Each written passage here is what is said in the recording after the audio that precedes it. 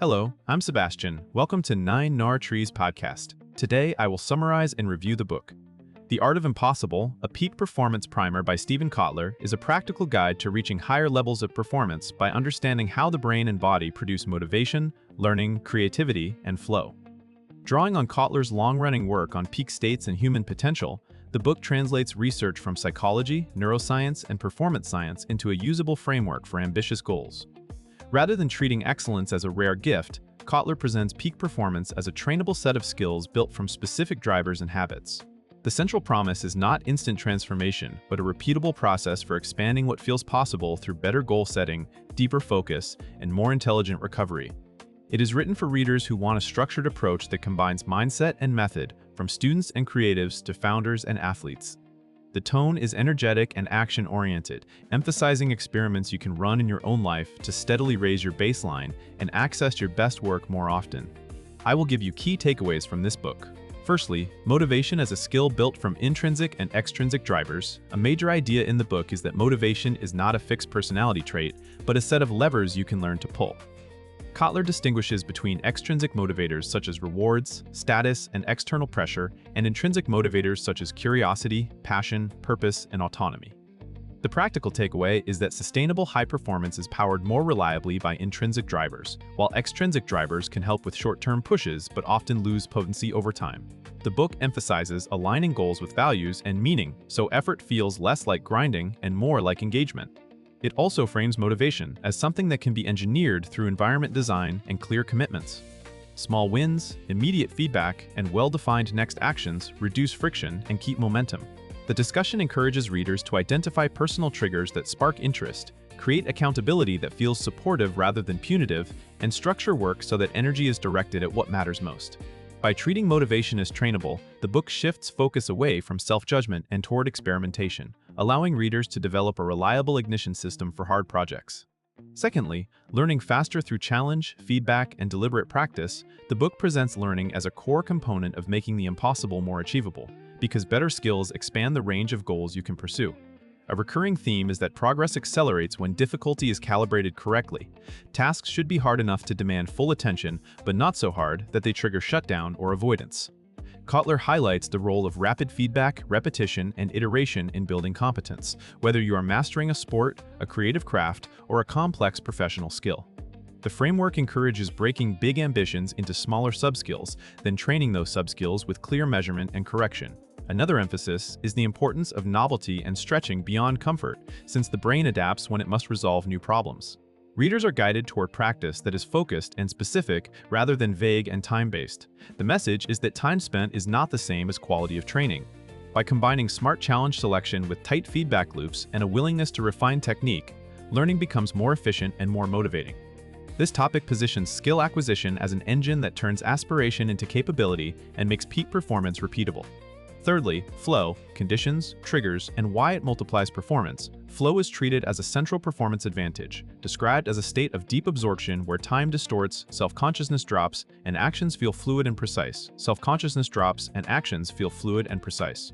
Kotler's peak performance model focuses on the conditions that make flow more likely, emphasizing that it tends to appear when challenge and skill are balanced and when attention is fully captured by the task. The book points to practical flow triggers such as clear goals, immediate feedback, deep concentration, and high consequences that sharpen focus. It also explores how curiosity, novelty, and risk can help drive engagement, while distraction and multitasking undermine it. A useful implication is that flow is not something to wait for. It can be invited through structured work sessions, intentional constraints, and environment choices that reduce interruptions. The discussion also highlights why flow matters. It can increase learning speed, pattern recognition, creativity, and output quality, effectively compressing more high-value work into less time. Importantly, the book frames flow as part of a larger system, not a magic shortcut. It must be supported by recovery and sustainable habits so that peak states do not turn into burnout. Fourthly, creativity and problem-solving through exploration and synthesis. Kotler connects peak performance to creativity, arguing that doing difficult things requires not just effort but fresh solutions. Creativity is presented as a process that can be cultivated by combining exploration with disciplined execution. On the exploration side, readers are encouraged to gather diverse inputs, learn broadly, and expose themselves to new domains, because novel combinations often produce original ideas. On the execution side, the book stresses turning insights into tangible experiments rather than leaving them as inspiration. Another thread is the role of altered attention states, including deep focus and flow, in enabling complex synthesis where the mind connects disparate concepts into coherent strategies. The book also emphasizes constraints as a creative force. Limits can narrow the field and force inventive approaches. Practical methods include reframing problems, shifting perspectives, and using structured routines to reliably produce work even when inspiration is inconsistent. The overall message is that creativity is not only for artists, it is essential for entrepreneurs, leaders, and anyone facing uncertainty. By integrating curiosity, learning, and focused production, readers can generate more breakthroughs and solve harder problems with less wasted motion.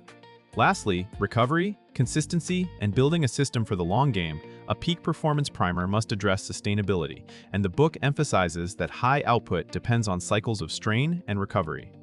Kotler highlights that pushing hard without replenishment reduces cognitive sharpness, emotional control, and long-term motivation, making it harder to access flow and harder to learn. Recovery is framed broadly. Sleep, rest, movement, nutrition, and social connection all contribute to resilience and readiness. The book encourages readers to treat energy as a primary resource and to plan work around natural rhythms rather than purely around schedules. Consistency is presented as the real multiplier. Small daily actions compound, and reliable routines reduce decision fatigue. Another idea is to build an integrated system that connects goals, habits, practice, and feedback. This includes creating environments that support focus, setting realistic cadence for intense sessions, and using reflection to adjust strategy. The point is not to avoid ambition, but to make it survivable. By prioritizing recovery and designing for repeatable effort, readers can maintain forward motion for months and years, not just for a short sprint, and can turn occasional peak moments into a durable trajectory of growth. In conclusion, this book fits readers who are serious about raising performance without relying on hype. Entrepreneurs building demanding projects, athletes and coaches seeking training insights, creatives trying to produce consistently, students chasing mastery, and professionals who want more focus and better results. It can benefit daily life by giving a structured way to ignite motivation, learn skills faster, and access deep work states more often, while also protecting long-term health through smarter recovery. The emphasis on systems, feedback loops, and trainable skills helps readers move from vague ambition to clear practice, which reduces frustration and increases confidence over time. Compared to many peak performance titles that lean heavily on inspirational stories or generic habits, Kotler's approach stands out for its tight focus on the drivers of motivation, learning, creativity, and flow, and how they connect into a single roadmap. It also avoids treating excellence as a mysterious talent, making the content actionable for people starting from different baselines. If you want a performance guide that aims to be both scientifically grounded and immediately usable, this book is worth buying as a durable reference you can return to while tackling bigger goals. If you would like to support Stephen Kotler, you can buy the book through the Amazon link I've provided in the podcast description. After reading the book, please let me know what you think and share your thoughts. See you around.